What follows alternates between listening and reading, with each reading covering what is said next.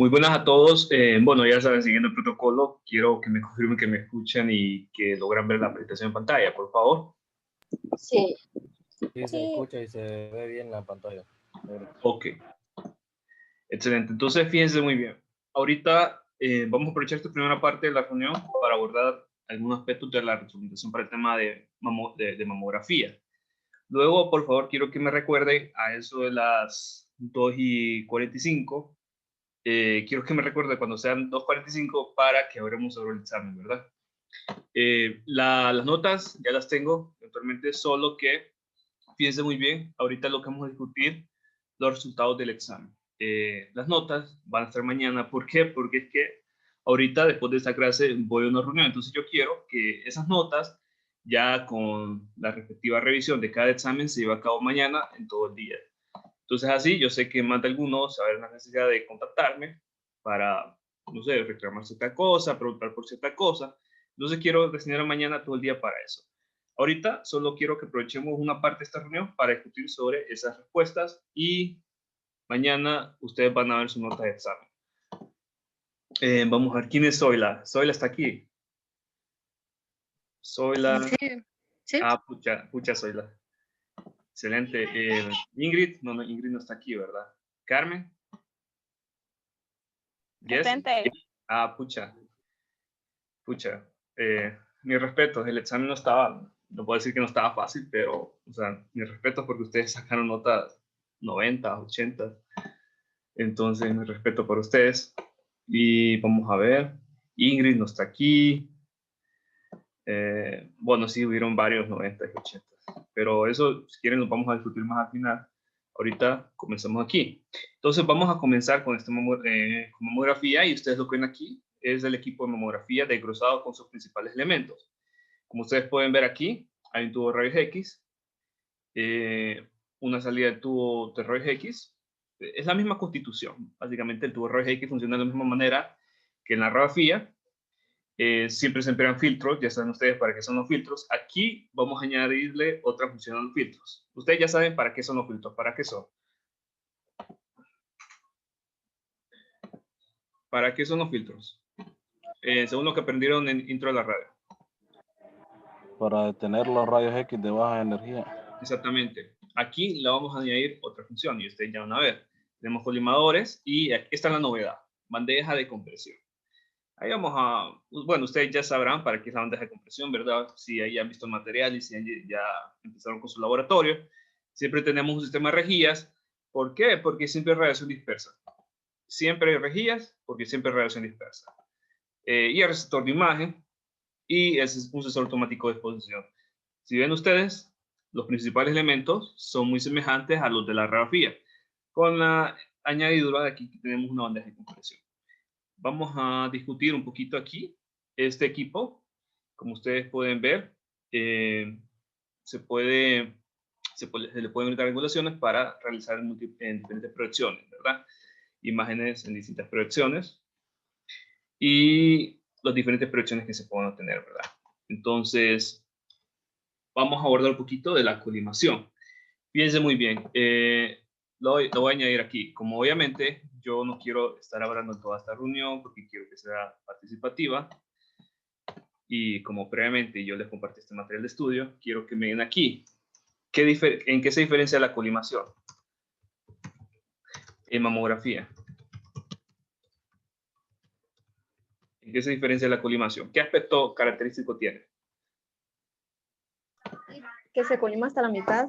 Exactamente, la colimación es hasta la mitad. ¿Por qué creían ustedes que la colimación es hasta la mitad? Es para que no le afecte al paciente o a la paciente los rayos X y que dañen otros órganos. Exactamente. Estamos colimando hasta la mitad. ¿Por qué? Porque ¿qué pasa aquí? Si es una colimación total, ¿qué pasa con esta otra mitad? ¿A dónde creen ustedes que va a ir dirigido?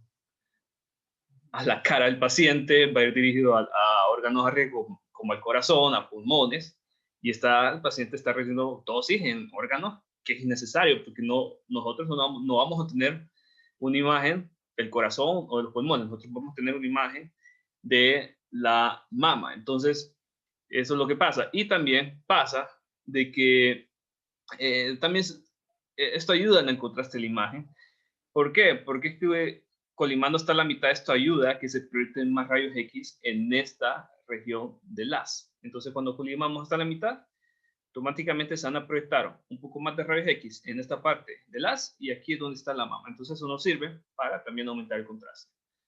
Entonces, como ustedes mencionaron, para cuidar dosis del paciente y aumentar también el contraste en la mama.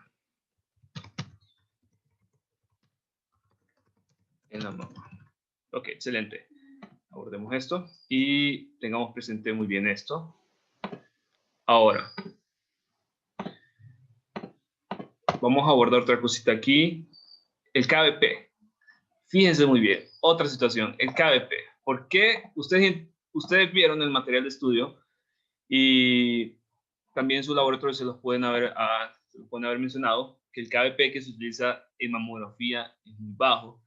Es bajo, relativamente bajo comparado con la radiografía. ¿Por qué entonces creen ustedes que se utiliza un KBP bajo? Un KBP bajo. Fíjense muy bien. Por el tipo de tejido que vamos a irradiar. Exactamente. Correcto. Exactamente, por el tipo de tejido. Vamos a ver, ¿alguien notó otra respuesta? Porque ustedes pueden dar diferentes respuestas y siempre seguir con la idea principal. Porque el tejido mamario es un poco menos denso que cualquier otro tejido del cuerpo humano, entonces por eso ocupa poco KBP. Exactamente, irradia. Exactamente, entonces por el tipo de tejido que se irradia. Ajá, le escucho. Creo que también el KBP se utiliza bajo porque la mama, como es tejido graso, entonces yo creo que también por eso se utiliza un KBP bajo. Entonces fíjense muy bien, ustedes tienen toda la razón y es que en la mama vamos a identificar 3 tipos de tejido. Bueno, tejido glandular y tejido adiposo, tejido graso, y como lo que deseamos evaluar también es detectar si hay cáncer de mama o no, también evaluamos los diferentes tipos de carcinoma o cáncer que hay en la mama, que se origina en la mama. En este caso, les doy un ejemplo con el carcinoma ductal. Entonces, ¿qué pasa con estos 3 tipos de tejido? Son pero tan densamente similares que necesitamos un KBP bajo para aumentar la diferencia de contraste en estos tejidos que son densamente muy similares. Esto es muy diferente a lo que una radiografía. Por ejemplo, una radiografía de tórax. ¿Qué identifican ustedes en la radiografía de tórax?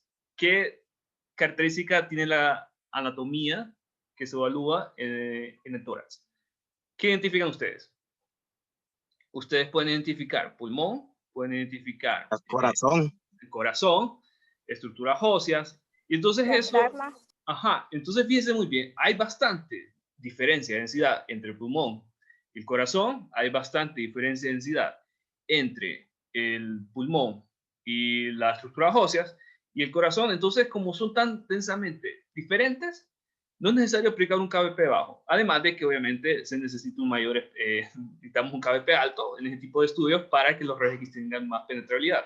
Aquí no. Aquí no es tanto necesario que los rayos X tengan bastante penetrabilidad porque el tejido es poco denso, y necesitamos también ese KBP bajo porque aumenta la diferencia de contraste entre los diferentes tipos de tejido que se visualizan en la mama. Entonces visualizamos tejido glandular, tejido graso y los diferentes tipos de carcinoma de cáncer de mama, y entonces estos tipos de tejidos son densamente muy similares. Y esta diferencia de contraste se ve aumentada cuando trabajamos con KBP bajo. Hay cierta desventaja con respecto a esto, obviamente todo tiene su pro y su contra. ¿Qué desventaja podemos identificar aquí? Tal vez alguien lo pueda identificar. ¿Qué desventaja tiene el hecho de trabajar con KBP bajo? Tal vez alguien lo recuerda dentro de la radio. ¿Será que se aumentan los miliamperios segundo? Ok, sí, aumenta la dosis, principalmente porque aumenta la dosis. ¿Por qué? Porque es que cuando los rayos X son de baja energía, una mayor cantidad de rayos X quedan atrapados en la región anatómica, y entonces eso hace un mayor aporte entre dosis al paciente. Eso es una peculiaridad. ¿Por qué se utiliza? Entonces vamos a terminar aquí porque aumenta la diferencia de contraste en tejidos muy densamente similares. Y un aspecto negativo, vamos a añadir un aspecto negativo, es que esto crea un aumento de dosis. Hay un aumento de dosis. Hay un aumento de dosis, efectivamente. Y como mencionaba su compañero, eventualmente, si estamos disminuyendo los KBP, tiene que aumentar los MS eventualmente. Y también es porque una mayor cantidad de rayos X quedan atrapados dentro del paciente cuando hay KBP bajo. ¿Por qué? Porque los KBP regulan la energía de los rayos X. Y rayos X con baja energía lo que hacen es quedarse atrapados dentro del paciente y ahí quedan. Y eso es dosis para el paciente. Entonces tengamos en cuenta esto. Bueno, no sé si alguien tiene un aporte. Miren, yo no quiero, si ustedes tienen algún aporte que hacer, siéntanse libre de hacerlo, sin que lo levanten la mano o sin que yo lo pida. Entonces, vamos a seguir. O si tiene alguna pregunta, díganle inmediatamente para volver a explicar algo o para responder su pregunta. Sí, quería hacer una, pero yo me estaba fijando y leí un poco lo de mamografía. Ya los KBP prácticamente, ingeniero, ya están dados, ¿verdad? Ya, o sea, ya prácticamente como está un poco más automatizado los estudios de mamografía. Me he fijado que solo sí, lo dejo como automático prácticamente. Pues. Solo cambia con respecto al espesor de la mama. Y también si la mama es más tejido graso o más tejido glandular. Eso es lo que puede variar. Entonces, abordemos también el hecho de que en mamografía lo que tenemos es un cátodo dual. Ustedes ya han visto esto dentro de la radio, un cátodo dual. Ustedes han visto de que un cátodo dual consiste de dos tipos de filamentos, ¿verdad? Un filamento grande y un filamento pequeño. Y ya sabe que este tipo de filamento regula lo que es el punto focal. Y vamos a ver, recordando lo que vimos a inicios de esta clase, a inicios del periodo, que nos regula el tamaño del punto focal. ¿En qué nos afecta la imagen? ¿En qué nos afecta la imagen? El tamaño del punto focal. Vamos a ver, recordando eso. Ustedes ya lo han visto, ya lo vieron en esta clase. ¿En qué nos afecta la imagen el tamaño del punto focal? Recordando, vamos a ver, tienen que recordar eso.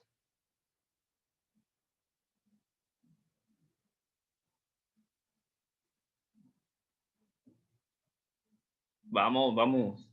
¿Qué pasa? O no me están escuchando o se los olvidó por completo. O sea, pasó el primer parcial y se desconectaron por completo del contenido del primer parcial. ¿Qué pasa?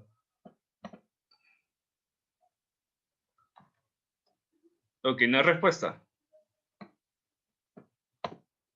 Bueno, lo voy a saltar entonces. Ok. Sí me están escuchando, ¿verdad? Sí. Sí. Ok, pero qué raro, porque no me responden eso si me lo respondían bien a inicio del periodo. Qué raro, ¿verdad? Como que se desconectan. Entonces, vamos a recordar lo siguiente. Vamos a recordar lo siguiente. Punto focal grande.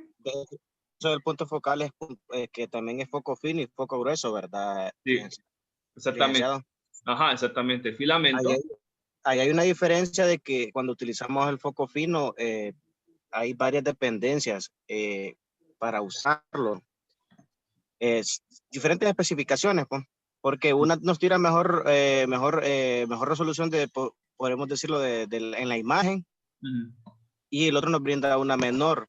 Es más o menos lo que recuerdo de lo que es foco fino y foco grueso, ¿no? Es correcto, es correcto. Afecta en lo que es el grado de resolución espacial en la imagen. ¿Por qué? Porque el punto focal va a influir en el grado de resolución de la imagen. Entonces, ¿qué pasa? Recordemos esto. Punto focal. Punto focal pequeño. Mejor resolución. Mejor resolución espacial. Y punto focal grande. Menor resolución espacial, pero tengan en cuenta lo siguiente, que el punto focal grande lo utilizamos para proyectar regiones anatómicas más grandes. Entonces tengan en cuenta que esa consideración para proyectar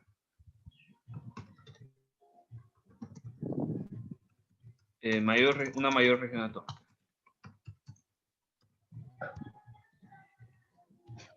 Entonces tengan en consideración esto. ¿Por qué abordamos dos tipos de puntos focales en la mamografía? Eso lo vamos a ver un poquito más adelante cuando vayamos con mamografía de magnificación. Y está el hecho de que el punto focal pequeño lo abordamos para magnificación de imagen. Por el momento les voy a adelantar eso. Y el punto focal grande para imagen sin magnificación. Entonces en mamografía se usa un punto focal pequeño, ¿verdad? No. De acuerdo a si quiero yo magnificar o no la imagen. Todo eso va a depender. Ahora, tengamos en consideración lo siguiente, que el punto focal se regula por la cantidad de MA que se utiliza en el equipo. Vamos a ver, alguien que nos recuerde, para el punto focal grande, ¿qué se utiliza? ¿Una cantidad menor o mayor de MA? Bueno, aquí está inclusive. Aquí está todo. Vamos a ver, para el punto focal grande, tenemos, vaya, dando un ejemplo, 200 MA y 400 MA. ¿Para qué cantidad de MA sería más adecuado? Correspondería al punto focal grande. El grande sería de 400, decía la lectura, ingeniero. Sí. Y para el pequeño de El 200. pequeño sería 200. Ajá, entonces el MA también va a estar influenciado por el tipo de tamaño de punto focal que se quiere tener. Entonces observen muy bien aquí. ¿Qué pasa cuando en un estudio utilizo bajo MA? ¿Qué pasa con el tiempo de exposición? ¿Tiene que aumentar o disminuir para conseguir el mismo grado de exposición? Ajá, exactamente. Aumenta. Exactamente. Entonces, cuando yo estoy utilizando un bajo MA, producto de que quiero utilizar un punto focal pequeño, aumenta la imagen. Perdón, aumenta el tiempo de exposición. Entonces tengamos presente esto, que tengamos en cuenta esto cuando vayamos a vaya a realizarse una magnificación de imagen, que el tiempo de exposición va a aumentar y esto actualmente puede traer algunos artefactos, por ejemplo, el movimiento, ¿verdad? El hecho de que el paciente es más probable que se mueva con un tiempo de exposición más largo. Y aquí, obviamente, si trabajo con mayor MA, no es necesario aumentar el tiempo de exposición. Bueno, entonces tengamos presente esto, fíjense muy bien, y recuerden también que esta teoría tienen que apuntar bien todo esto, porque este tipo de teoría es la que viene en el examen. Entonces apunten bien todo esto. Igual la presentación, la grabación es accesible y voy a borrar todo esto. Ahora, voy a aumentar un poco, voy a avanzar y fíjense muy bien. En mamografía. Ok, ¿iba a hacer una pregunta, Diana? No. Bueno, voy a desactivar audio entonces. Ok. Voy a desactivar audios.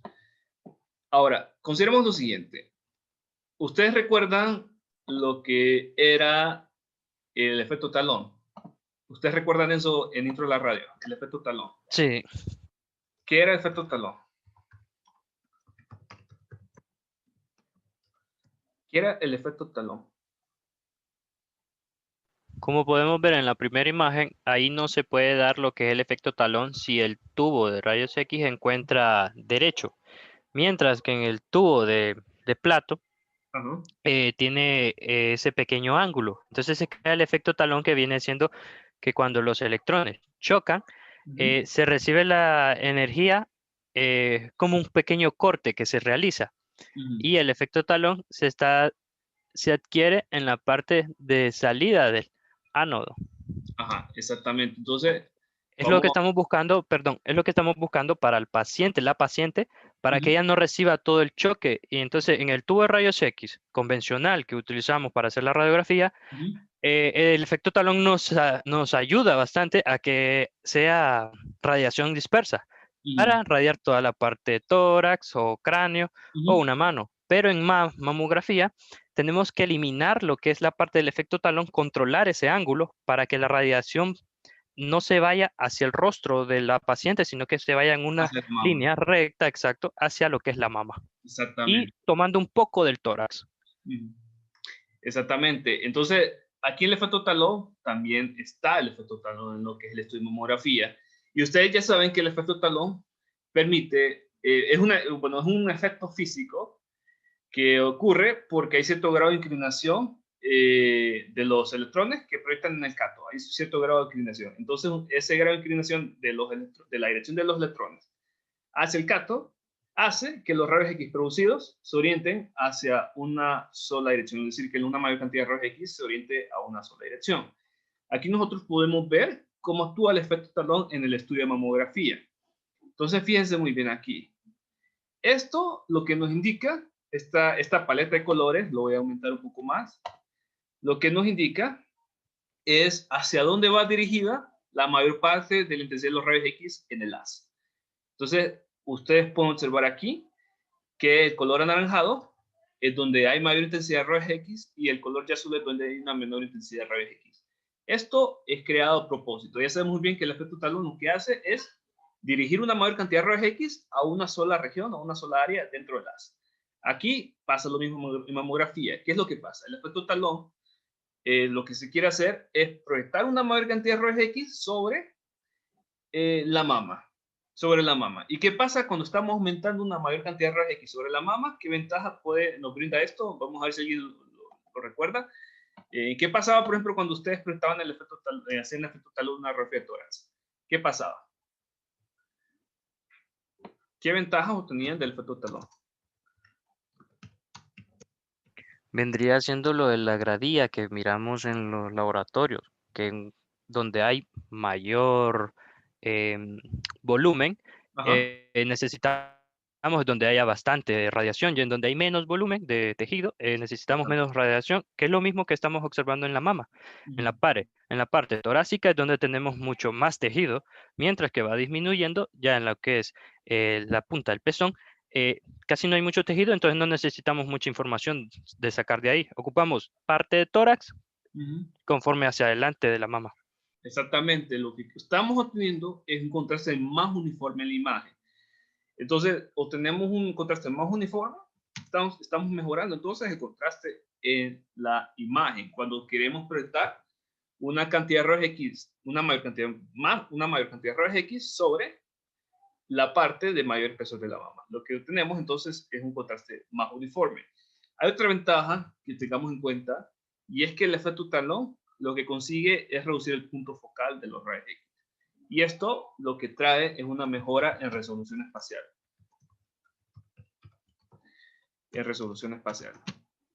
Tengamos en cuenta eso. Son ventajas que ustedes pueden identificar. Y fíjense muy bien aquí que el efecto talón se utiliza bastante en la mamografía, porque en la mamografía ustedes son capaces de regular la angulación. No sé si ustedes, ¿quién ya llevó al laboratorio? ¿Quiénes ya llevaron al laboratorio? Hasta hoy me toca. Hasta mañana me toca. Vamos a ver, los que llevaron el lunes, martes, miércoles, 3 secciones ya. 3 días ya. ¿Quiénes llevaron al laboratorio ya? Sin pena. ¿Quiénes? Yo ya lo llevé, pero... Ajá. Ok. Vamos a ver. Los que llevaron al laboratorio ya. Ustedes identificaron de que el equipo tiene una parte donde tiene una parte donde se trabaja con angulación dentro del equipo. ¿Han identificado donde hay una opción para angulaciones? ¿Lo han identificado ustedes? Me parece que sí. Sí. ¿Qué es lo que queremos obtener ahí? Conseguir angulación para lograr el efecto talón. Eso es lo que se trabaja ahí. Entonces, en mamografía hay una opción para conseguir angulaciones de lo que es esta angulación específicamente. Voy a adelantar un poquito más. Lo que queremos... no, esta imagen no me gusta cómo la está proyectando. Bueno, básicamente lo que queremos es que haya una angulación del ánodo con respecto a la dirección de los rayos X. Entonces, cuando se aplica una mayor angulación, lo que se está mejorando es la resolución espacial y el contraste sobre esa región de la mama que se quiere radiar. Entonces hay una opción ahí que les permite cambiar, trabajar con el efecto talón. Vamos a abordar diana configuración, diana filtro. Ustedes identificaron ya de que, si ya leyeron previamente este material, que hay distintas configuraciones de diana filtro, sobre todo en la mamografía convencional, y aquí se los muestra. Esta configuración de diana filtro va a variar de acuerdo al espesor de la mama, de acuerdo al grueso de la mama, es relativo. Fíjense muy bien, esta tablita las tomé directamente del libro y ustedes van a identificar configuraciones semejantes en su práctica, las diferentes configuraciones. Por ejemplo, vean aquí, configuración de molibdeno, es decir, una diana. Recordemos que cuando hablamos de diana, nos referimos precisamente al ánodo, precisamente al lugar donde están impactando los electrones para producir lo que es en los rayos X. Y cuando hablamos de filtro, ya saben muy bien lo que es el filtro. Entonces tenemos una configuración diana filtro distinta de acuerdo al tipo de espesor. Y se aplica un diferente tipo de KBP. Ahora, ¿por qué es esto? Solo identifiquen muy bien aquí. Vamos a ver, identifican ahorita esto. Lo vamos a identificar aquí. Observen muy bien. Configuración de molibdeno para mamas de poco espesor y configuración de rodio o molibdeno-rodio para mamas de mayor espesor. Fíjense muy bien, ¿por qué es esto? Esto tiene bastante que ver con el tipo, por decirlo así, de rayos X que emite esta configuración, que permite que sale el tubo de rayos X con esta configuración. Vamos a ver ahorita, fíjense muy bien. Abordemos, recuerden muy bien aquí, recuerden muy bien esto.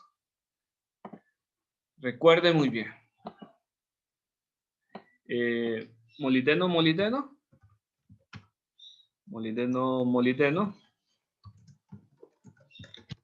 mamas de menor espesor. Y rodio,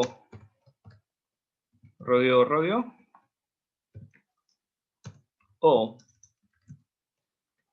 molibdeno, rodio, mamas de mayor espesor. Ok, noten esto.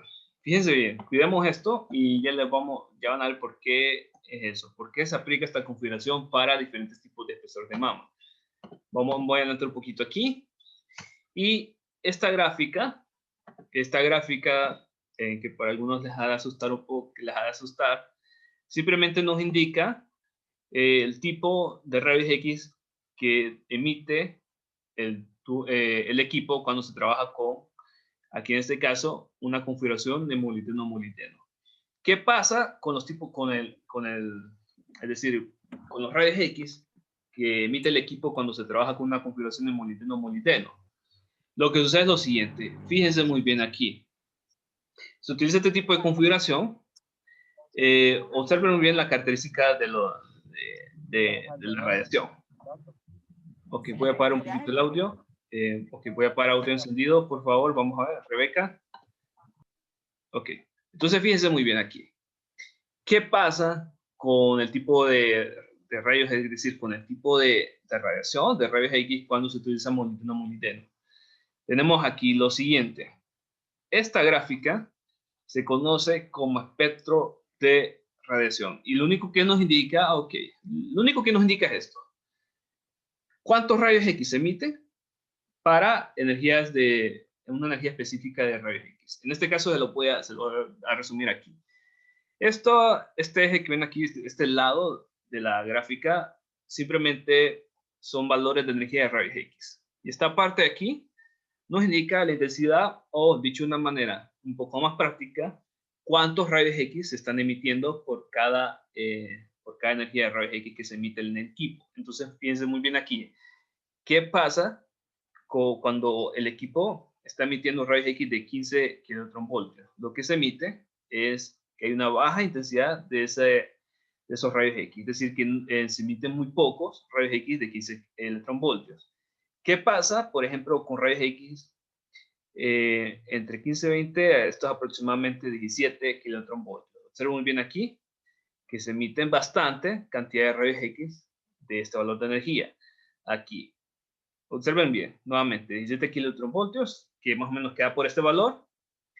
Y observen la intensidad que se está emitiendo. Se emite bastante intensidad de rayos X, es decir, que se está emitiendo una muy buena parte de rayos X con este valor de energía. Y observen muy bien aquí qué pasa con rayos X de alta energía. Se emiten muy pocos. Miren, observen qué pasa, por ejemplo, con rayos X de 25 kilovoltios. Se emite muy poco, muy poca cantidad de rayos X de esta energía, es decir, con baja intensidad. Relaciona la intensidad con cantidad de rayos X. Esto lo voy a aclarar porque muchas veces los docentes tienen dudas. Lo vamos a relacionar aquí. Intensidad tiene bastante que ver con cantidad de rayos X. Cantidad de rayos X. Esto tiene bastante relación. Esto tiene una correlación muy fuerte. Intensidad está relacionada totalmente con cantidad de rayos X. Entonces, si ustedes identifican aquí que a 15 electronvoltios, a 15 kiloelectronvoltios, el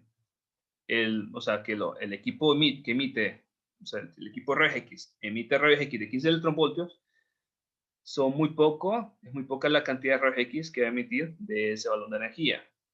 El equipo, observen aquí muy bien, de 17 kilovoltios, es bastante la cantidad de rayos X de 17 electronvoltios que va a emitir. Observen muy bien aquí, hay bastante intensidad. ¿Y qué pasa, por ejemplo, con rayos X de 25 kilovoltios? Observen bien aquí que es muy poca la cantidad que está emitiendo. Quiero que por favor esto quede claro, porque esto no es tan fácil de comprender. Por favor, quiero que me digan quiero que si tienen una pregunta con respecto a esto, me lo digan ahorita, porque tienen que comprender esto para saber por qué se utiliza cierto tipo de configuración con diferentes espesores de mama. Quiero saber si comprendieron esto. Energía de rayos X y cantidad que se está emitiendo el equipo de esa energía de rayos X. ¿Lo vuelvo a repetir o avanzo? ¿Hay alguien que no haya comprendido esto? Lick, vuélvalo a repetir, por favor, es que casi no la entendí. Ok, excelente. Eso, quiero que vean eso, no tengan pena. Entonces, muy bien. Nuevamente, observen muy bien aquí. Esta gráfica, lo que me indica es cuántos rayos X se van a estar emitiendo con rayos X de cierta energía. Esto es, por decirlo así, el espectro de radiación que emite el equipo. ¿Qué es un espectro de radiación? Simplemente es, a cierta energía de rayos X se van a emitir cierta cantidad. A cierta energía de rayos X se va a emitir cierta cantidad. A cierta energía de rayos X se va a emitir cierta cantidad. Simplemente es que el equipo de rayos X no emite rayos X de una sola energía, sino que emite rayos X de distintas energías. Y esos rayos X de distintas energías no se emiten en una sola cantidad, en una misma cantidad, sino que en diferentes cantidades. Por ejemplo, el equipo de rayos X puede emitir bastante cantidad de rayos X de alta energía y poca cantidad de rayos X de baja energía. O puede emitir bastante cantidad de rayos X de poca energía y poca cantidad de rayos X de alta energía. Entonces, eso, una cosa es de que, por ejemplo, el equipo de rayos X emita en promedio, por ejemplo, rayos X de 70 kilovoltios y otra cosa es que solo emita rayos X de 70 kilovoltios. Hay bastante, me refiero yo a que el equipo de rayos X emite tanto rayos X de baja energía, alta energía, energía intermedia. La cantidad que emite de alta energía, baja energía, energía intermedia es distinta de acuerdo a la configuración que se emplea de llana filtro. Entonces, explicándolo nuevamente, con una configuración de molibdeno-molibdeno, se observa bien aquí, se emite una cantidad relativamente baja de rayos X. ¿Por qué? Ustedes ven aquí una barra que dice intensidad de rayos X. Intensidad de rayos X está relacionada con cantidad de rayos X. Entonces, aquí se emite poca cantidad de rayos X de energía de 15 kilovoltios y también una poca cantidad de rayos X de baja energía. Ustedes pueden ver aquí, por ejemplo, 12 kilovoltios. Aquí identifiquen, se emite una muy poca cantidad de rayos X. ¿Qué pasa con energía de 17 kilovoltios? Y cercanas a eso, observen muy bien aquí, se emite una cantidad muy alta. Muy alta, observen bien la intensidad, se emite una cantidad muy alta. ¿Qué pasa aquí con energía de 25? ¿Qué pasa? Ustedes pueden ver aquí que hay poca intensidad. Entonces, ¿qué pasa? Se emite una cantidad muy poca de rayos X de 25 kilovoltios. ¿Por qué nos ayuda esto? Porque es que resulta que rayos X de baja energía, de muy baja energía, no aportan información a la imagen porque esos rayos X se quedan atrapados en el paciente. Entonces, vamos a ver, lo que sucede esto. Rayos X de baja energía, así lo vamos a poner, de muy baja energía, no aportan información a la imagen porque se quedan atrapados en el paciente. Atrapados en el paciente.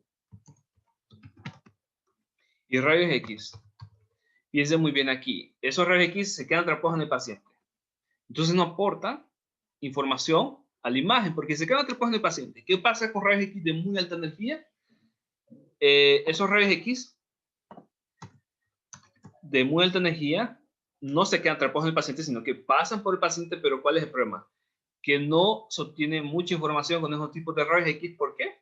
Porque pasan por el paciente sin interactuar dentro del paciente. Y entonces llegan al receptor de imagen y llegan sin aportar información. Y eso lo que nos daña es el contraste en imagen. Entonces rayos X de alta energía,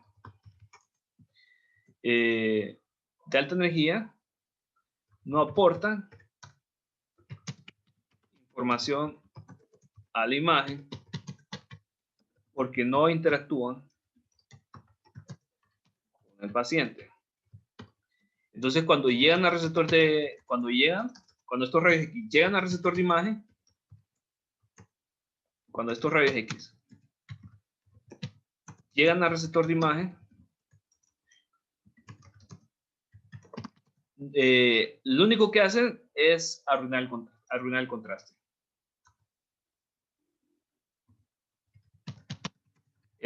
¿Por qué?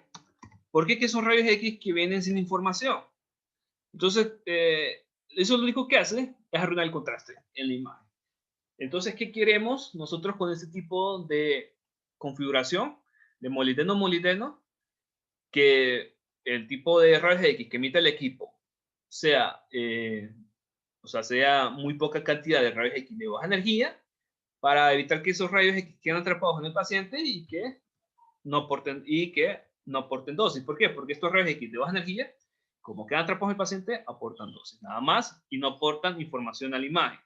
Y que también con esta configuración logremos que se emita muy poca, pero muy poca cantidad de rayos X de alta energía. ¿Por qué? Porque estos rayos X de alta energía arruinan el contraste. Entonces lo que queremos es minimizar la cantidad de rayos X de alta energía que emite el equipo. Y así lo que queremos más que todo es que se emita rayos X de energía intermedia que no se van a quedar atrapados en el paciente y que van a interactuar cuando entren al paciente y van a conseguir información del paciente, y esta información que consigan va a llegar al receptor de imagen y con eso se va a formar una imagen con un buen contraste. Entonces es lo que queremos. Queremos con esta configuración que el tipo de rayos X que emite el equipo sea energía adecuada para que no haya un aporte de dosis y para que no haya una reducción de contraste. No sé si captaron esto. No sé si captaron esta idea, esta explicación. Sí. Ok. Por mi parte, sí.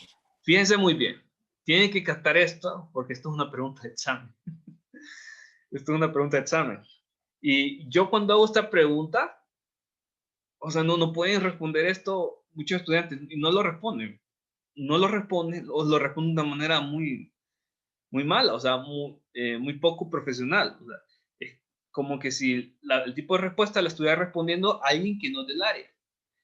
Entonces, esto yo quiero que lo capten. Vamos a ver. ¿Quién quiere explicar lo que yo dije nuevamente? ¿Quién quiere explicar lo que yo acabo de decir? ¿Alguien valiente que nos explique qué es lo que entendió de esto? Vamos a ver. ¿Por qué entonces se utiliza una configuración de molibdeno-molibdeno adecuada?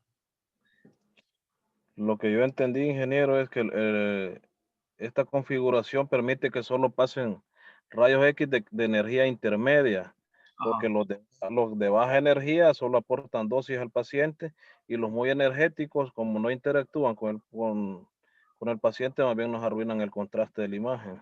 Exactamente, exactamente. Ahí su compañero lo resumió todo y así debe ser. Entonces buscamos esto para que la energía de los rayos X sea adecuada para aportar información al estudio y para reducir la dosis del paciente. Ahora fíjense muy bien. Voy a borrar esto. Voy a borrar esto y voy a la siguiente. Quiero que ahora observen qué pasa con la configuración de radio-radio. ¿Qué es lo que pasa? Esa energía, ahora la energía intermedia es mayor. Quiero que observen aquí y quiero que observen la diferencia entre esta gráfica, donde observo bien la anaranjada, la gráfica anaranjada. Lo que nos interesa es la gráfica anaranjada. Gráfica anaranjada. Observen bien aquí, anaranjada. Y quiero que observen la diferencia con esta gráfica de aquí. ¿Dónde ven ustedes el pico? Este pico es donde se concentra la mayor cantidad de rayos X. Aquí observen muy bien que es energía de 17 kilovoltios. ¿Qué pasa con este pico anaranjado? ¿Dónde ven ustedes el mayor pico? A cerca de 20 kilovoltios, ¿verdad? 21 kilovoltios. Entonces ustedes observan de que una mayor cantidad de rayos X se está emitiendo a una mayor energía. ¿Por qué queremos esto? Porque como un mayor promedio de rayos X se está emitiendo mayor energía, esto es más útil para aplicarlo a mamas de mayor espesor. ¿Por qué? Porque estamos concentrando que los rayos X que nos sirvan a nosotros, energía intermedia, sea más acorde para una mama de mayor espesor. Y aquí ustedes pueden observar que la energía de rayos X intermedia es menor, es decir, aquí pasamos de, aquí está de 17 y esto es correcto para una mama de relativamente poco espesor. Y aquí observen bien que de 17 pasamos a cerca de 21. Miren, observen bien aquí. Y esto es más acorde para una mama de mayor espesor. Siempre, por supuesto, cumpliendo de que no se emita mucha cantidad de rayos X de alta energía y que no se emita mucha cantidad de rayos X de baja energía. ¿Por qué? Porque ya lo dijo su compañero, nos aporta dosis o nos arregla el contraste. No sé si comprendieron ahora por qué se utiliza la configuración de radio-radio. Vamos a ver, un valiente. ¿Por qué se utiliza la configuración de radio-radio para mamas de mayor espesor?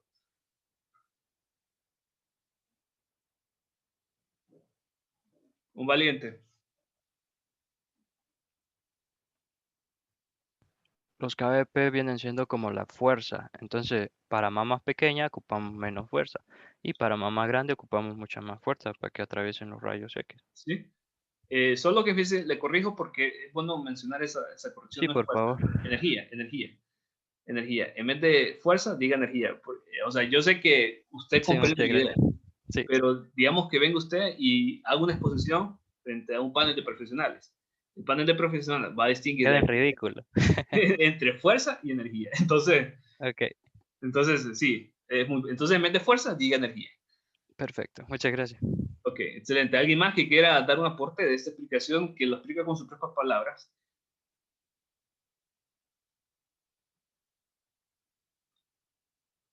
Ok, ¿alguien más que nos quiera hacer un aporte? Fíjense que esto es muy importante, porque es que a la hora, ustedes tienen que explicar esto con sus propias palabras. ¿Qué pasa si se quiere memorizar esto? ¿No se lo van a acordar? ¿O qué pasa? Yo lo puedo malinterpretar. Ok, lo puedo malinterpretar. Si yo veo que están escritos todo, literalmente, yo puedo malinterpretar de que usted se está copiando las respuestas. Entonces, explíquenlo por sus propias palabras. Sepan explicar esto con sus propias palabras. Sí. Lo que yo entendí es que los rayos X que pasan son más energéticos porque ha cambiado el espesor de la mama. Entonces, el principio vendría siendo casi el mismo de molibdeno, solo que el coeficiente de la energía de los rayos X que van a pasar es un poco mayor que el anterior. Es correcto. Ok, es correcto. Y sí, ahora fíjense muy bien. Rayos, ya me está quedando el tiempo, no puedo. Fíjense muy bien aquí. Me estoy viendo obligado a tener que reunirnos el lunes. ¿Por qué? Porque es que necesitan esta retroalimentación sí o sí. Yo identifiqué de que no basta con enviarles ese material, sino que tienen que recibir la retroalimentación de todo. Tienen que recibir la retroalimentación de todo para que quede aclarado en todo esto. Y ahorita ya nos acabó el tiempo. O sea, ya nos acabó el tiempo y esto es muy importante. Esto también es muy importante que lo aclaremos. O sea, ¿qué pensar, verdad? ¿Qué pensar? A mí me gustaría... Ingeniero, Ajá, le escucho. ¿por qué no hacemos otra reunión mañana? Para que terminar de los que podamos, no sea a la misma hora las dos, porque sí es importante que terminemos, ¿verdad? Porque prácticamente comprendemos la idea que usted nos quiere dar para el examen, ¿no? Y eso es muy importante para los siguientes exámenes, ¿no? Y sí sería bueno que si pudiera, pues, nos brindara otra sesión sincrónica mañana, y los que podamos, con todo uso, nos podemos ingresar, ¿no? Sí, sí, es que la verdad yo no quisiera mover esto a la siguiente semana, porque es que la siguiente semana ya es tomografía. Entonces, yo miro la necesidad de que ustedes tienen que recibir más retroalimentación.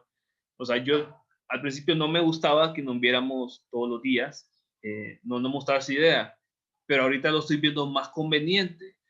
¿Por qué? Porque es que no me gusta la parte, o sea, yo vi que ustedes comprendieron la parte práctica en esos exámenes, pero en la parte teórica quedaron, o sea, yo me asusté en algunas respuestas que no pudieron dar respuesta. Entonces, ¿qué identifico yo aquí? Que necesitamos reunirnos, si es posible, 3 veces a la semana. ¿Por qué? Porque es que tiene que estar recibiendo retroalimentación de todo esto y no los puedo estar dejando yo solos con el material que envié previamente porque siento yo que no se están guiando correctamente. Entonces yo quiero que tengamos estas reuniones más seguidos para guiarlos correctamente, para que sepan más detalle qué es todo lo que va a venir y cómo va a venir. Entonces, de verdad, o sea, yo en la reunión de capacitaciones que nos dieron y en la reunión de consejos docentes, o sea, nos dijeron, no, reúnanse solo una vez a la semana con sus estudiantes vía Zoom.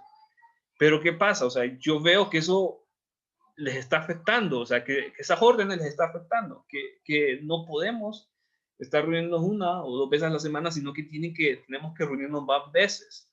O sea, de otra manera, yo no los puedo dejar así básicamente a la suerte.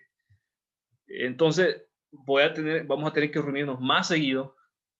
Sí me hubiese gustado terminar todo esto, pero es que, o sea, de verdad, entonces, no sé qué les parece si por consenso nos reunimos mañana, 2 de la tarde. Yo espero que no nos lleve toda la hora, sino que solo lo necesario para dar retroalimentación de todo esto. Y solo va a ser en esta ocasión. Yo miro la necesidad de que la siguiente semana nos estamos reuniendo 3 veces, posiblemente martes, miércoles y jueves. Bueno, en tomografía tenemos 2 semanas para tomografía. Quizás sea prudente reunirnos 2 veces la siguiente semana y 3 veces la semana que sigue. Entonces, no sé qué les parece si por consenso nos reunimos mañana a esta hora. A las 2 de la tarde. Por mí está bien. Ok, Por mí está bien también. excelente. Está bien, ingeniero. Ajá. Fíjese que, ¿se acuerda que yo le escribí anoche acerca de que podía entrar a otra, usted me dijo que podía entrar a otra hora que tenía examen hoy? Sí, sí. Y resulta que la doctora lo pasó para mañana de 1 a 2:30. Entonces, no sé. Pero fíjese, yo creo que los de las 6 van a estar igual. Que van a bueno. aceptar que nos reunamos mañana. Entonces, es probable Sí. es probable que pueda que las 2 reuniones se vienen mañana. Ahora, aclaro, ¿verdad? Ok. Esto es por consenso, ¿verdad? Porque yo no quiero después de que me esté reportando a mí que el licenciado nos está haciendo reunir los viernes. Y no, quiero que esto sea por consenso basado en la necesidad que tienen todos en recibir bien la retroalimentación, ¿verdad? Quiero que lo hagamos así y no que sea algo obligado.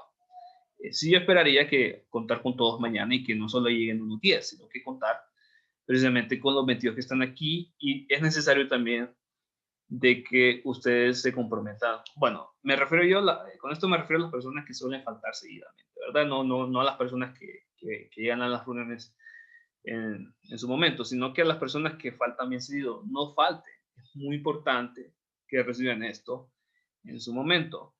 ¿Por qué? Porque es que después se les va a estar acumulando todo. Entonces, en lo que menos acuerdan, viene semana de exámenes y ustedes no han recibido varias clases porque faltaron su momento y entonces se confiaron de que iban a ver la grabación, pero viene y se les acumuló todo. Entonces, mejor reciban todo en su momento y no se confíen de que, ok, porque está la grabación, no hubo la grabación y no asisto a la reunión. Entonces, tengamos presente eso, ¿verdad? Ok, ahora lo que voy a hacer entonces, justamente ahorita, lo voy a mostrar, vamos a discutir el examen, ¿verdad? Realmente usted es libre ahorita si tiene otra actividad. Puede ir a, si tiene un laboratorio, otra clase, puede faltar si quiere y llegar a la reunión de las 6, como faltando 10 minutos antes de las 7, para que ordenemos esto y si los que quieren quedarse, podemos discutir bien esto, ¿verdad? Quiero que discutamos bien esto, lo del examen ahorita. Ok, voy a cambiar de documento.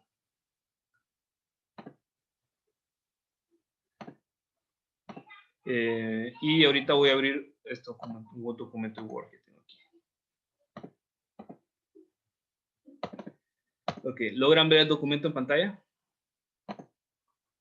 Se está cargando. Ok. ¿Ahorita está el documento en pantalla? Ahora sí. Excelente. Fíjense muy bien aquí. ¿Qué es lo que yo tengo aquí? Denme un momento, por favor, que es que los niños están haciendo mucho ruido.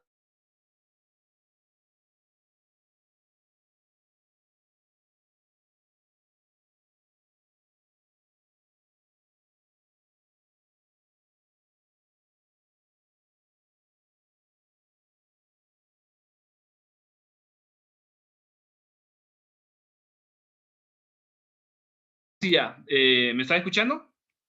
Fíjense muy bien aquí. Yo quiero ser completamente transparente con ustedes, porque yo sé que varios sienten disgusto conmigo por el examen que yo puse. Yo quiero ser completamente transparente con ustedes. Yo quiero que ustedes vean cuánto tiempo destiné para cada tipo de pregunta. Yo todo ese examen lo medí correctamente, o sea, lo medí primeramente o sea, en papel. Planteé las preguntas, miré cuánto tiempo me iba a mí tomar responder cada pregunta y en base a eso yo les di 4 veces el tiempo que me dieran a mí. Entonces, yo quiero que ustedes vean cuánto destiné yo para las preguntas, porque no quiero que ustedes vean esto como un abuso de autoridad de mi parte o como una negligencia de mi parte por ese tipo por el límite que yo les puse. Entonces, quiero que vean ustedes. Fíjense muy bien, el examen constaba de 27 preguntas tipo selección y de esas 27 preguntas tipo selección, yo destiné que en promedio les tendría que llevar 1 minuto con 20 segundos responder. ¿Por qué? Porque eran preguntas tipo selección que se basaban más que todo en la parte teórica de memoria o si no de apuntes. Es decir, todo lo que yo mencioné, todo lo que apuntamos aquí estaba plasmado en esas preguntas teóricas. Preguntas, respuestas breves, 5 total. Eran preguntas, respuestas breves que no necesitaban tanto análisis, que simplemente necesitaban que recordar qué es lo que dije sobre respecto a ciertos temas, qué es lo que abordamos sobre respecto a ciertos temas. Yo destiné que cada pregunta de respuesta breve iba a tomar cerca de 3 minutos. ¿Cuánto nos iba a llevar esto? 15 minutos total. Eso es lo que abordé yo. Observen también aquí el tipo de preguntas que yo puse. Vamos a ver. Obviamente hice varias variantes de preguntas, hice varias variantes de examen. No solo fue un examen con las mismas preguntas para todos, sino que hice varias variantes. Obviamente siempre cuidando de que el tipo de nivel de preguntas correspondiera para todos los exámenes que yo puse. Entonces, fíjense muy bien aquí. ¿Qué preguntas a los que les apareció el examen de variante A y variante C? ¿Ustedes recordarán eso? Ustedes vieron ahí que un examen les permitía ingresar. Recordarán que su variante respectiva, y aquí está el tipo de preguntas. Por ejemplo, la primera pregunta, respuesta breve. ¿Qué consecuencias hay cuando no se prueba una técnica correcta en un estudio de equipo de radiografía digital? Fíjense muy bien aquí.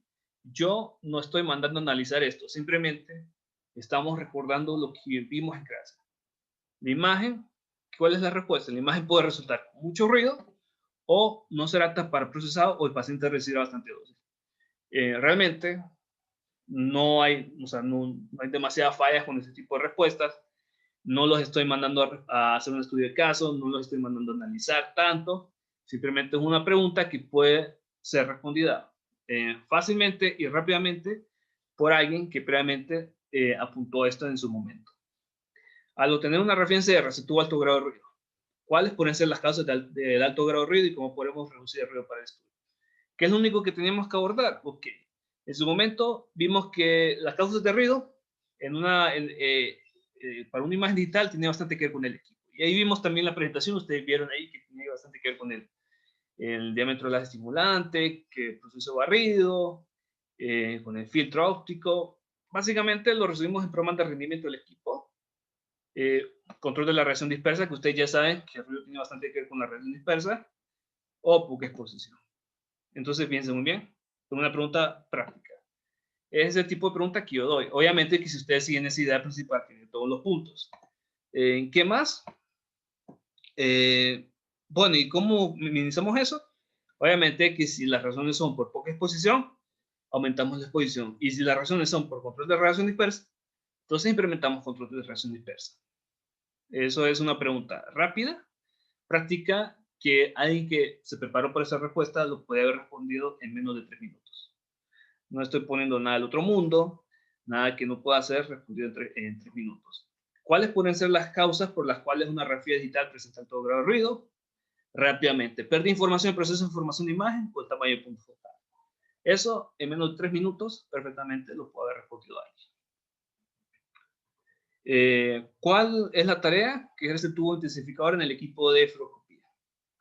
Simplemente eso, aumenta la información de los rayos X para trabajar una menor exposición.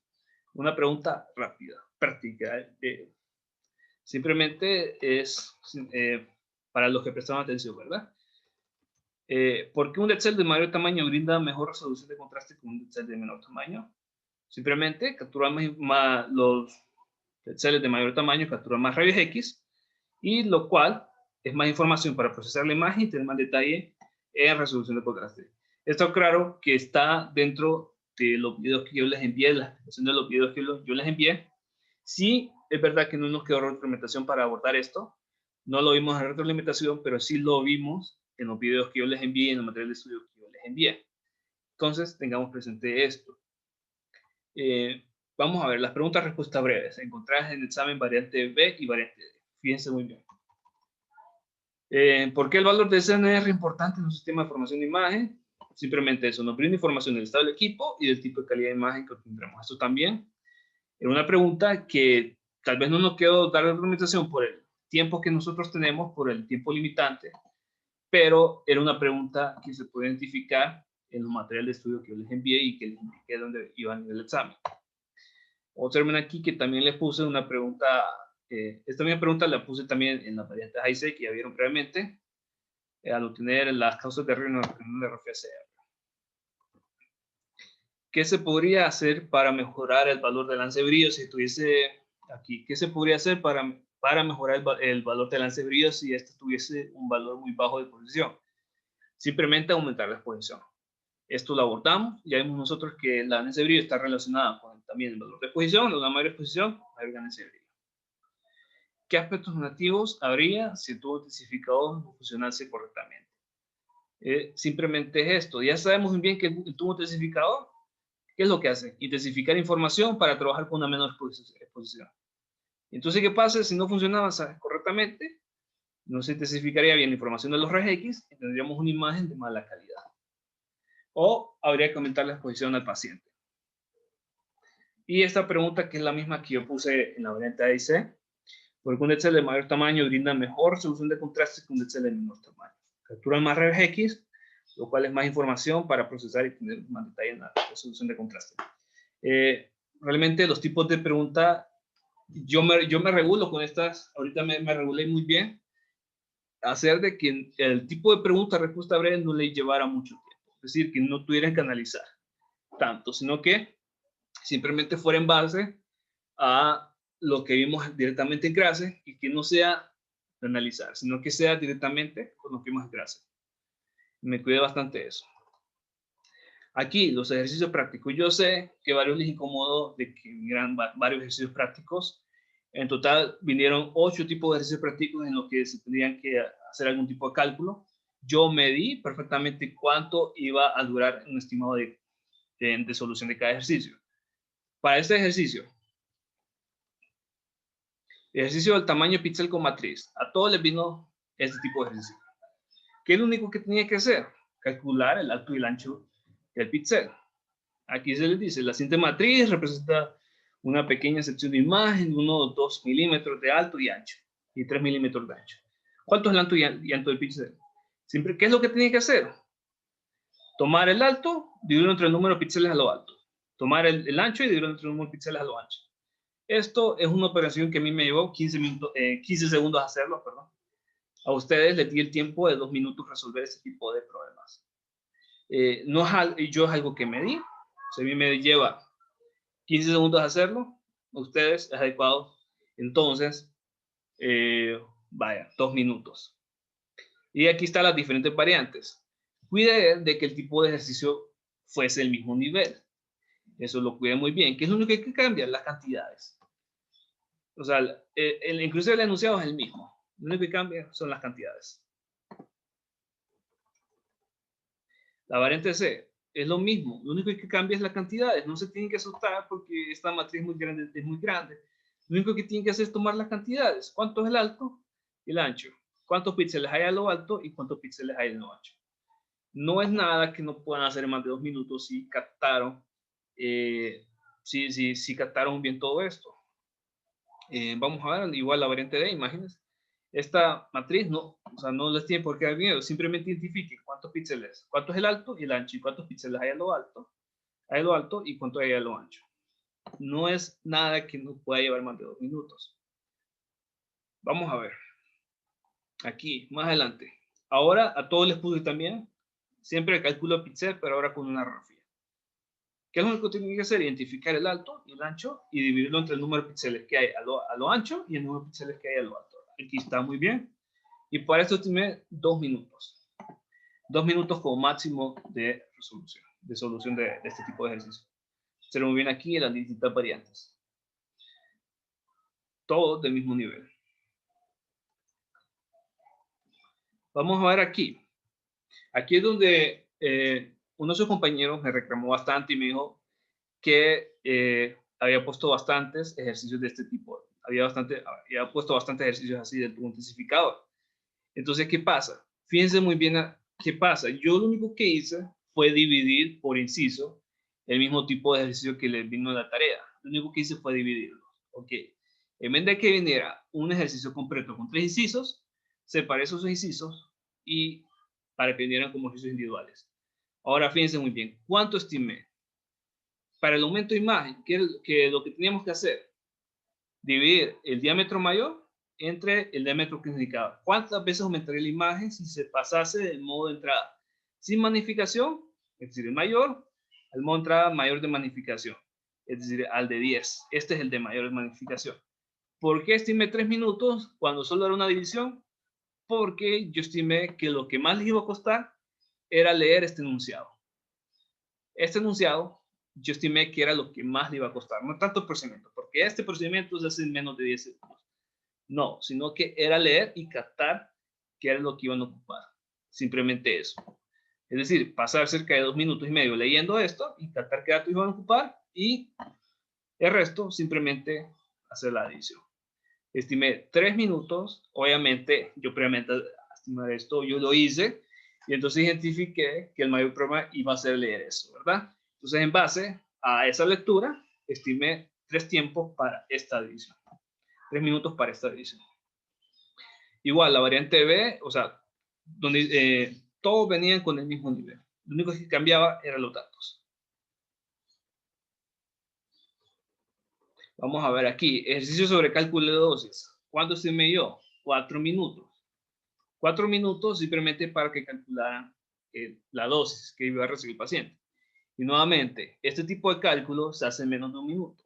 Pero ¿qué pasa? Yo estimé, estimemos cerca de 3 minutos para que el estudiante lea el enunciado y identifique qué valores le va a servir. Es lo que yo quería que identificaran. ¿Qué valores iban a servir?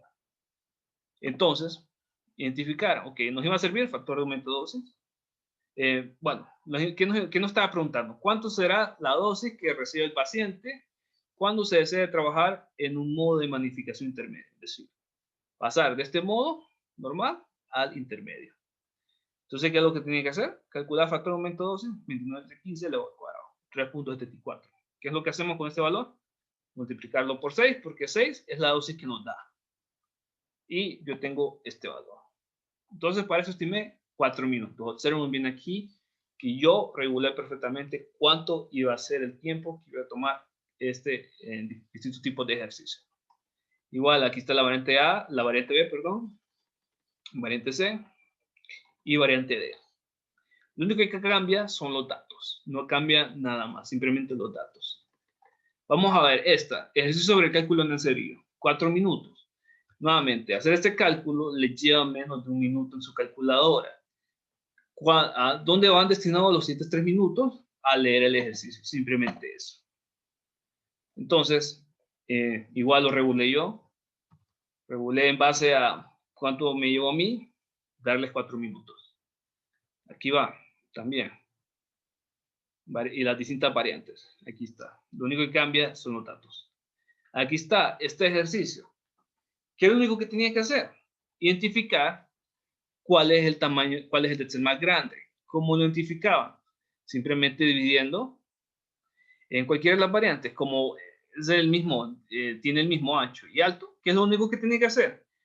Dividir cualquiera de estos dos valores. Este entre este valor. Y eso les iba a dar el tamaño de Excel para cada una de estas variantes. Y luego, ¿qué tenían que hacer? Identificar cuál es el valor más grande. Y con esto ya sabían cuál era la resolución de contraste. ¿Cuánto identifiqué yo para esto? 4 minutos. Era lo que les iba a llevar estimar esta medición. ¿Cuánto destiné yo para? Bueno, esta es la otra variante. Es la otra variante. Y esto también les vino aquí. Identificar cocción de detector tenía mejor resolución espacial.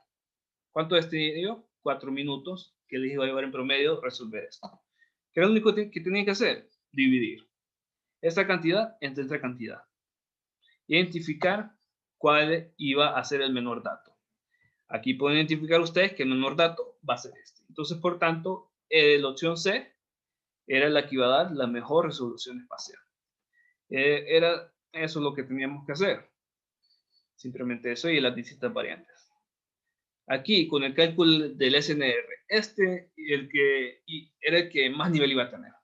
Obviamente, era el que más tiempo tenía que dar.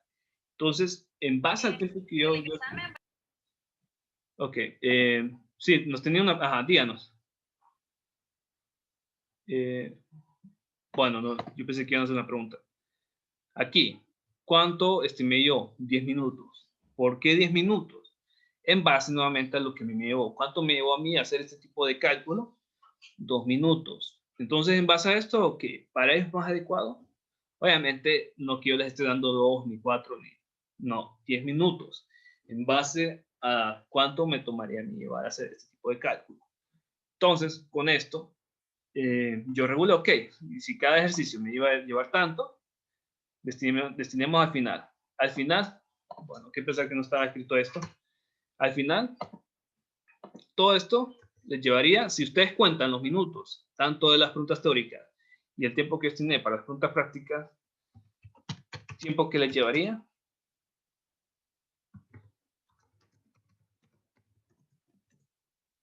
$84 minutos.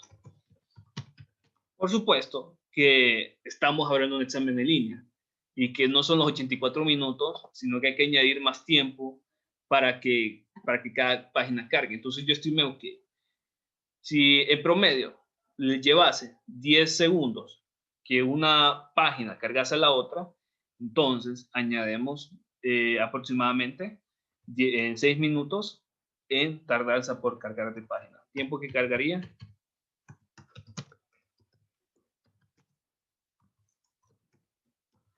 Cada página. 6 minutos. ¿Cuánto le da esto? 90 minutos.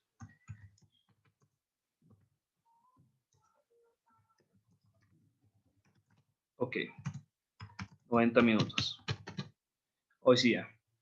Entonces, fíjense muy bien aquí. Yo quiero escuchar aquí esto porque yo sé que varios no terminaron el examen. ¿Por qué motivo ven ustedes de que le faltó tiempo en el examen? Y sean sinceros también.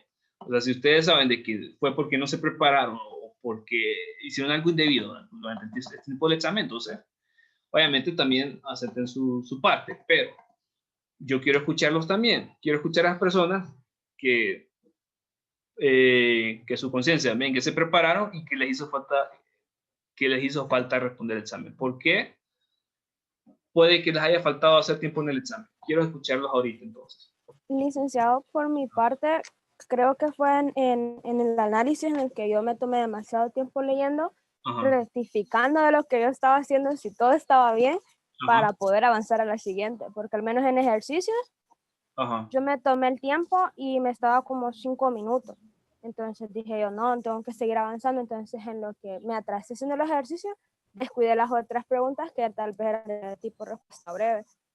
Ok, está bien. Entonces, ok, les costó interpretar el ejercicio. ¿Qué otro aspecto? Bueno, principalmente enero, sí. En cuanto al tiempo, usted sabe que entra el nerviosismo, entra la ansiedad y sí. Bueno, el tiempo para cargar una página a veces no era de 10 segundos, a veces se prolongaba más el tiempo, ¿no? Se prolongaba, pero sí, como le digo, hay preguntas de análisis que lo confunden, entonces uno pierde tiempo analizando.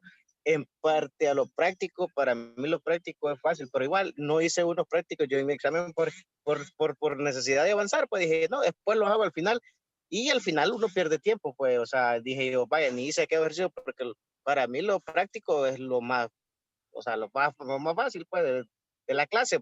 Lo más difícil para mí es lo que es la teoría, porque le tiende lo que es a confundir, va, sí, claro, a veces uno pierde el tiempo por estar más bien, o sea, interpretando, analizando, en vez de pasar a otra pregunta que uno se la sabe, ¿no?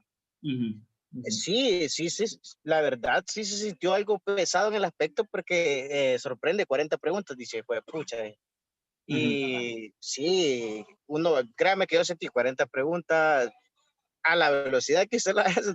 Créame que yo soy un poco lento para trabajar en ese sistema, lo que es, sinceramente le digo, soy un poco lento, pues, hasta para escribir en la computadora, ¿no? Y sí siento que sí sentí poco el tiempo por eso, porque yo no soy...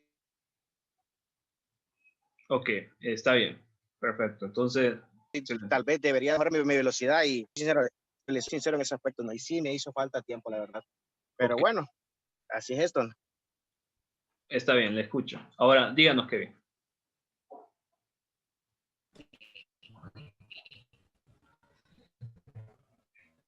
Le escuchamos, Kevin.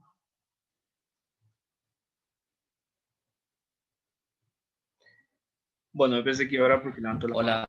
Hola. ¿Me escucha? Yo en lo personal en el examen LEAD, bueno, no sé si me escuchan, que me está fallando un poco la señal. Sí, yo le escucho. Hola.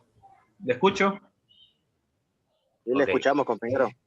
En lo personal, ok, listo. Lo que les quiero comentar es que concuerdo con el compañero, yo también, en la anterior que acaba de hablar, pues en mi caso me costó bastante la parte de los ejercicios. ¿Por qué? Bueno, la parte teórica todo bien, está bien, el tiempo que usted tiene ahí considerado, ¿verdad? Que por decirlo así fue lo más prudente, ¿no? Del examen de imagenología, pero en cuanto a los ejercicios, sí, lastimosamente, a mí no me ajustó el tiempo porque la verdad es que cuando yo miré el primer ejercicio, más que todo en los ejercicios del tubo intensificador, yo pensé que yo tal vez no me imaginé que estaba desglosado y no sé si en lo personal, no sé los demás compañeros, pero yo me confié que solo 1 o 2 ejercicios del tubo intensificador iban a venir, no que iban a estar desglosados. Y ahí fue realmente donde nos tomó más tiempo desarrollarlos y todo eso. Aparte que en el examen algunos ejercicios pedía que los subiéramos a su correo electrónico, que le enviáramos evidencia. Y también a otros no. Entonces, en lo personal, yo me puse a hacerlos todos los ejercicios en hojas de papel blanco y yo hasta después me fijé realmente al final del tiempo, cuando ya faltaba 1 minuto para enviar el examen, me fijé que no todos teníamos que enviarlo al correo electrónico. Entonces, creo que ahí, y más que salía un ejercicio trascalado de otro, realmente no. Miré que me confundió bastante, pues eso de la parte de los ejercicios prácticos. En cuanto a teoría, el tiempo estipulado estaba bien, pero sí considero que en los ejercicios Si hubiese sido uno de cada tema o reducido el tiempo, hubiese sido un poco más, porque uno ya sabe, me entiende el procedimiento, uno ya más o menos como estudiante calcula qué tiempo es el que uno puede desarrollar el ejercicio del tubo intensificador, el ejercicio del tema 1, que es lo del SNR, lo del tamaño del pixel y todo eso. Uno más o menos como estudiante ya tiene estipulado, pero la sorpresa fue haber visto las 40 preguntas en 90 minutos, la verdad. Entonces eso sí fue lo único que Lo siento que desmotivó. estaba muy pesado, la verdad, o sea, muy cargado en cuanto a preguntas y el tiempo. Sí.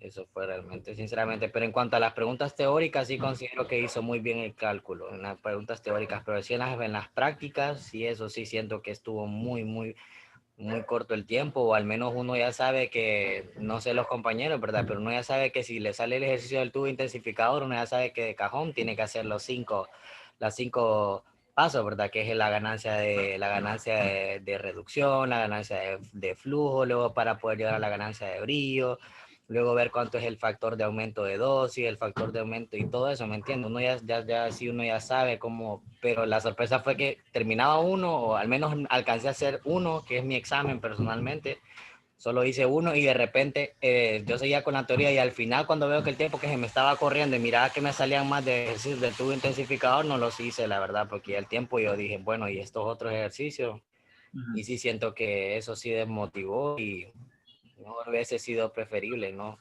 A manera de que uno ya sabe cómo organizarse el ejercicio completo, como usted lo explicaba en clase.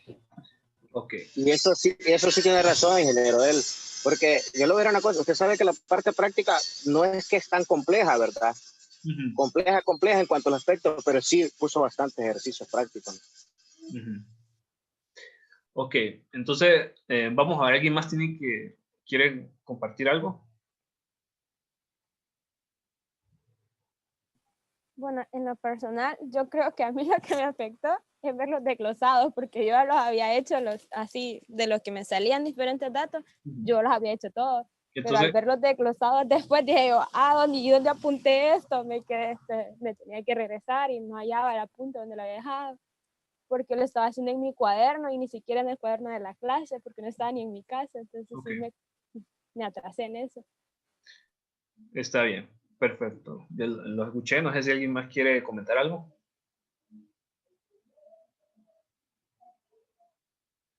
Ok. Sí, díganos, Kevin. Sí, creo que me voy a salir del laboratorio ahorita. Me voy a tener que conectar en las 6 de la tarde para seguir escuchando más o menos lo del examen. Está bien. Bueno, entonces lo escuché y en base a eso, porque es bueno escucharlo siempre. Hay algunos docentes que no les gusta esto porque sienten que su autoridad se ve afectada cuando quieren imponer siempre su palabra. A mí me gusta escucharlos porque esto me ayuda a sentir empatía en su lugar, porque obviamente no es lo mismo que yo lo haga fríamente calculado, que tome consideración del estrés, que tome lo que ustedes me estaban mencionando, ¿verdad? El estrés, eso que les pongan un montón de ejercicios. Entonces yo lo que voy a abordar es escucharlos a ustedes para ver de qué manera yo puedo evaluar de una manera más humana. Así es lo digo, más humana. ¿Por qué? Porque es que lo que hice aquí fue estimar el tiempo y lo estimé bastante matemático. Ahora, yo lo voy a escuchar. Hay unas personas que me reportan problemas en internet, otras personas que me reportaron que les costaba entender. Entonces, voy a plantear qué medidas puedo tomar para el siguiente examen. Si, por ejemplo, puedo dividir el examen en uno teórico y uno práctico, o puedo tomarlo directamente como se los dejo en la tarea, y al final voy a abordar qué puedo hacer, y es bueno escucharlo siempre. Es decir, no, es bueno escucharlos, porque entonces así uno aprende a tener más empatía por usted, ¿verdad? Entonces, no sé si alguien quiere comentar algo más. Ingeniero, disculpe el ruido, que yo trabajo, ahorita ando trabajando, sí, pero otro argumento más, está muy interesante cuando dijo que dividir los dos exámenes, uno práctico y uno teórico. No es mala la idea, ¿no? Sí, eso es lo que estaba pensando cuando yo vi que a muchos les hicieron falta, o ahorita que me mencionaron de que les demotivó ver eso y ver esa combinación. de que un ejercicio práctico aquí, otro allá, otro allá. Entonces voy a hacer para este examen y para los que quedan, tal vez la mejor opción es dividirlo en teórico y práctico, ¿verdad? Tanto para teórico, tanto práctico. Digamos, por ejemplo, que, que a las 6 sea el teórico y luego a las 7 sea el práctico. Podemos dividirlo así de esa manera para que ya, o sea, para que esto, lo que me acaban de mencionar, sea, o sea, sea más humano, por decirlo así. En teoría sí. De que, o sea, no sea tanta la carga emocional que les tiren el examen. Precisamente por eso. Entonces, no sé qué les parece. Por mí está súper bien, porque sí es cierto, créame que es una carga de estrés, o sea, ansiedad. O sea, créame que a veces, créame que yo me bloqueé en unas preguntas que yo me las sé, que yo las puedo responder, que usted me las puede hacer, y uno se bloquea, ¿no? A veces, bueno, yo me sorprendí que quedé que reaccioné así hasta después, pucha, digo yo, ¿qué me pasa? Digo yo. Porque por eso eso es cuestión de ansiedad y el mismo nerviosismo, ¿no? Al ver 40 preguntas, dice uno, 40 preguntas y el tiempo, entonces sí, genera eso. Entonces sí está bien la idea de dividir los exámenes, parte práctica y parte teórica, ¿no? Sí, por mí está bien, licenciado, porque sería mejor así porque uno no se estresa tanto, como dice el compañero. Porque a mí una no me daba la señal y otra que eso del estrés y el tiempo cuando ya va bajando. Pero en sí el examen estuvo bueno, pero sí como que nos bloqueó. Te motivó esa carga de 40 preguntas. Sí, creo que muchos lo sabíamos, como dice el compañero, pero sí como que el cerebro se bloqueó. Ok, está bien. Sí, voy a plantear entonces para la siguiente vez dividir el examen, uno teórico y uno práctico, pero siempre el mismo día. ¿Por qué? Porque es que si abordamos exámenes en distintos días, eso nos va a atrasar. Entonces, que sea un solo día. Digamos que el teórico sea a las 6 y el práctico sea a las 7. Entonces, así ya se acoplan, pues, es menos la carga emocional y es más el enfoque. Enfoque solo en la teoría y enfoque solo en lo práctico. Entonces, bueno, si no hay algo más que comentar, terminamos la reunión por hoy, porque yo voy a una reunión ahorita a las 3:30. Entonces, nos vemos. Mañana quedamos, ¿verdad? A las 2 de la tarde. Excelente, ingeniero. Mañana a las 2 de la tarde. Muchísimas gracias y que tenga una feliz tarde. Listo. Feliz tarde a todos, igualmente. Buenas tardes.